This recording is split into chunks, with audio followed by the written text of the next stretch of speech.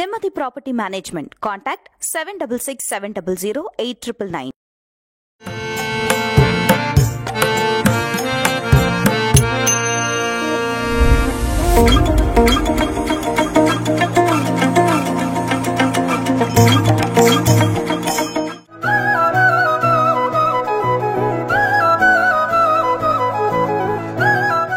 நரசிம்மர் வழிபாடு.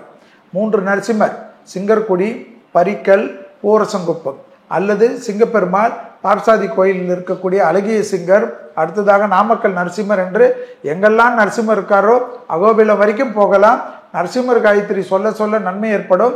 4ஆம் இடத்தில் இருந்த குரு 5ல் வரார். வேற என்ன வேணும்? 9வது பார்வையாக விசேஷ பார்வை. உங்களுக்கு ஜோசியமே கிடையாது, எல்லாமே நல்லது தான், தொட்டதெல்லாம் தொடங்கும்.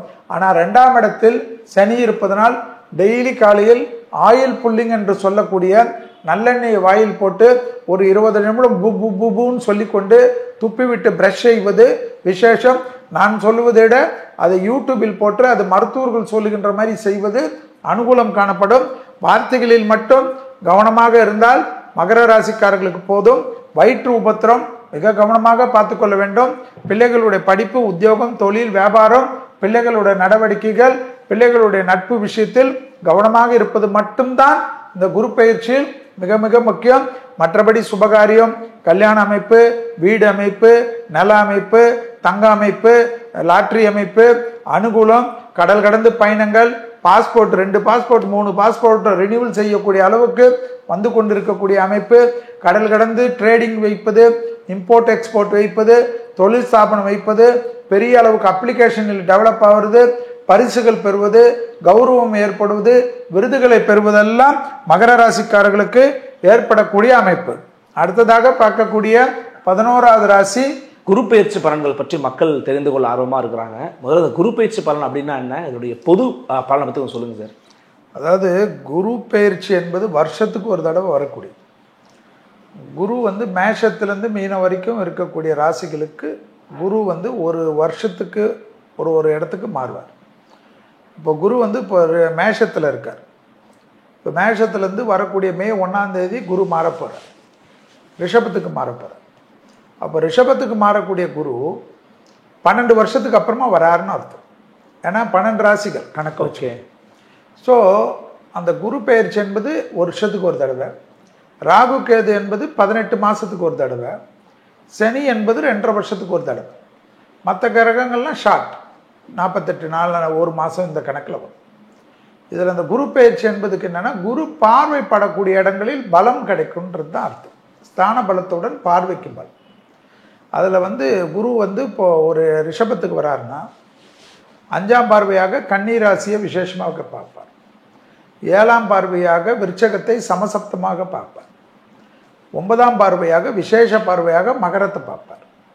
ஸோ இந்த பார்க்கப்படக்கூடிய ராசிகள், அதனால் இந்த குரு எந்தெந்த இடத்துலலாம் பார்க்குதோ அதனால் மேஷத்துலேருந்து மீனம் வரைக்கும் இருக்கக்கூடிய ராசிகளுடைய அமைப்பு சீர்பெறும் என்பது அதனுடைய அர்த்தம். அதனால தான் குரு மாற்றம், குரு பார்வைக்காக நிறைய பேர் அது வெயிட் பண்ணுவாங்க. அதுபோல் விசேஷமான பார்வை கிடைக்கிறச்சா அவங்களுக்கு இவ்வளோ நாள் இருந்த பிரச்சனையிலேருந்து வெளியில் வரலான்றது ஒரு ஜோதிடத்தின் நம்பிக்கை. அதில் தசாபத்திகள் நன்றாக இருந்தால் அவர்கள் வாழ்க்கை வேறு லெவலுக்கு போயிடும். தசாபத்திகள் கூட ஒரு கடுமையாக தசாபத்திகள் நடந்து கொண்டிருக்கிறதுனா ஜனனகால ஜாதகம். இப்போ நம்ம பார்க்குறது கோச்சாரம். கோச்சாரம் என்பது சந்திரனை வச்சு ராசியை வச்சு பார்ப்பது.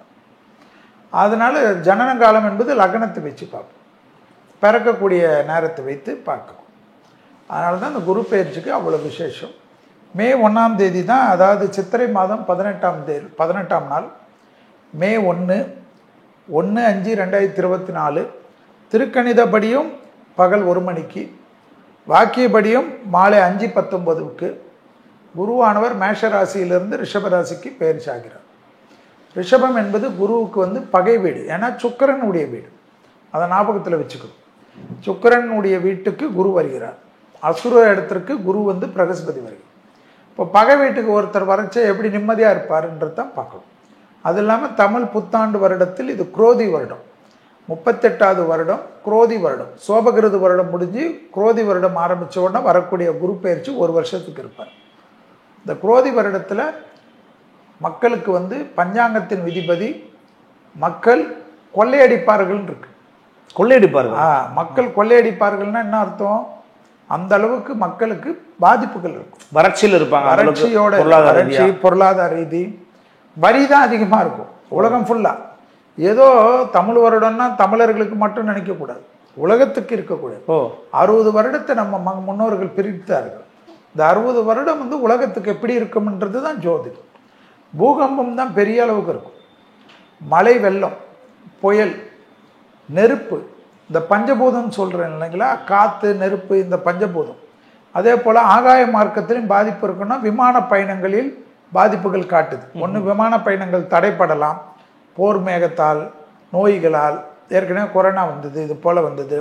அடுத்து போரால் வந்து விமானங்கள் வந்து திடீர்னு வந்து ஒரு 4 நாள் 5 நாள் ஸ்டாப் ஆகலாம். இதெல்லாம் நடக்கக்கூடிய அமைப்பெல்லாம் இந்த குரோதி வருடம் இருக்கிறதுனால இந்த ரிஷபத்தில் இருக்கக்கூடிய குருவால் ஆரம்பிக்கும். ஸோ மே 1ஆம் தேதி இந்த குரு பார்க்குற ராசிக்காரர்கள் மற்றும் நம்ம மேஷத்துலேருந்து மீனம் வரைக்கும் இருக்கக்கூடிய ராசிக்காரர்களுக்கு அமைப்பை பார்த்தாலும் உலகத்தில் பொதுவாக இது பெரிய கஷ்டம். வரி வந்து அதிகமாக மக்கள் மேல் சுமத்தப்படும். ஏற்கனவே வரி எல்லாம் போய், இன்கம் டேக்ஸ் போய், ஜிஎஸ்டி போய், அதை போய் நம்ம 55% கொடுத்துட்டு 45% தான் இன்றைக்கி இருக்குதுன்னா இந்த 45%லேயே 10% பிடிப்பான்.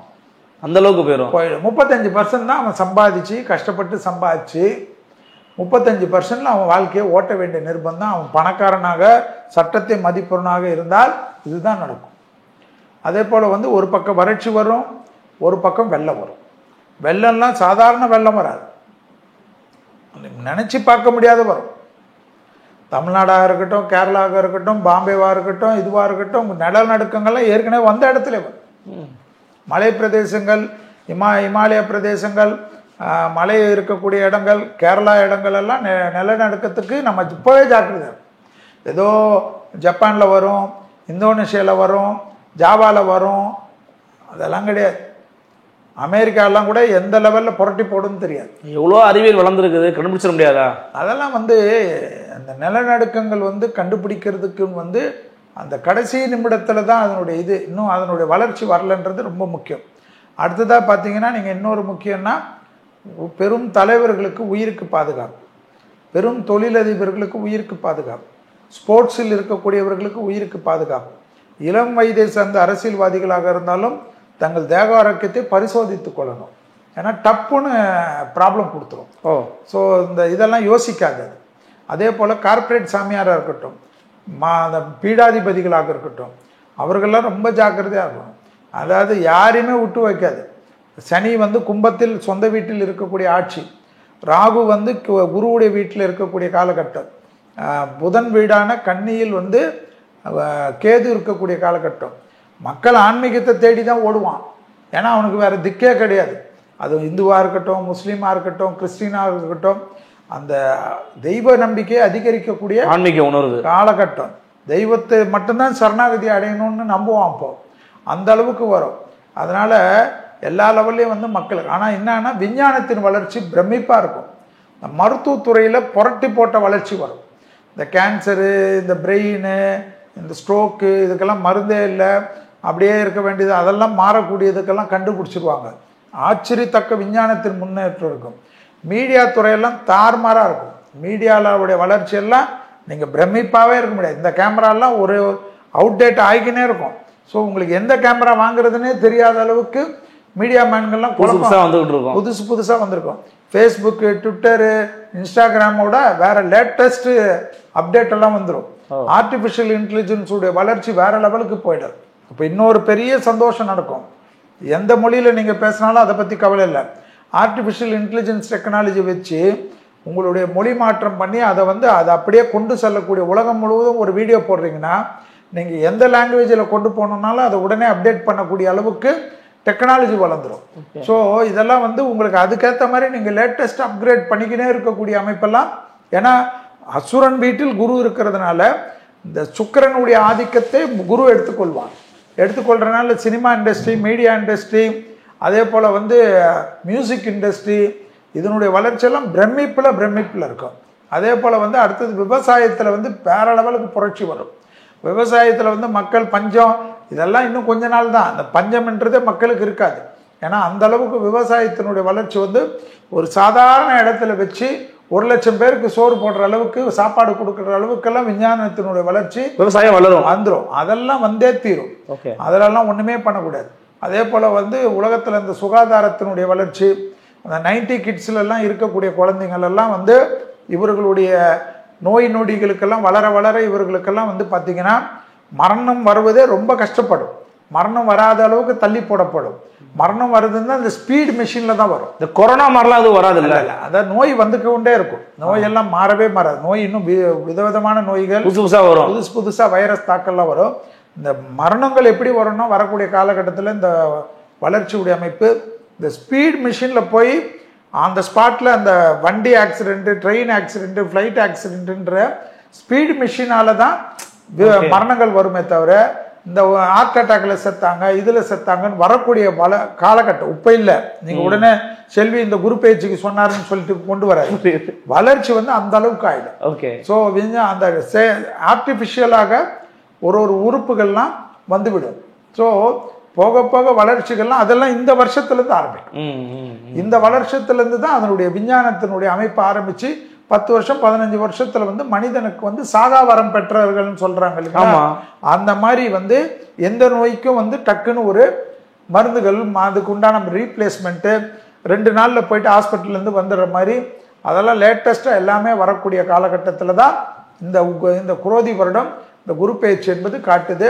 இந்த குரு பெயர்ச்சியில் எப்பயுமே நான் சொல்றது தான், குலதெய்வ வழிபாடு ரொம்ப முக்கியம். திருச்செந்தூர் ரொம்ப ரொம்ப முக்கியம். ஆலங்குடி குருஸ்தலம், தென்குடி திட்டை குருஸ்தலம், பிள்ளையார்பட்டி, அதே போல் உங்களுடைய குலதெய்வத்தை முதல்ல பார்த்துறது ரொம்ப நல்லது. நான் அமெரிக்காவில் இருக்கேன், லண்டனில் இருக்கேன், எந்த நாட்டிலையும் வந்து இனக்கலவரங்கள், மத கலவரங்கள் எல்லாம் அந்தந்த நாட்டில் இருக்கக்கூடிய மைனாரிட்டி மேல் கட்டுவிழுத்து படப்படும். ஏன்னா சுக்கிரன் வீட்டில் குரு வருகிறது. இந்தியா தான் டோட்டலாக சேஃபாக இருக்கக்கூடியது. அதனால் உங்கள் முதலீடுகள் எல்லாம் இந்தியாவில் கொஞ்சம் வச்சுக்கோங்க. நீங்கள் இருக்கக்கூடிய நாட்டில் போட்டாலும் ஒரு 30% இந்தியாவில் சேஃபாக வச்சுக்கோங்க. ஏன்னா எந்த நாட்டிலையும் எந்த காலத்துலையும் என்னென்ன நடக்கும்னு தெரியாது.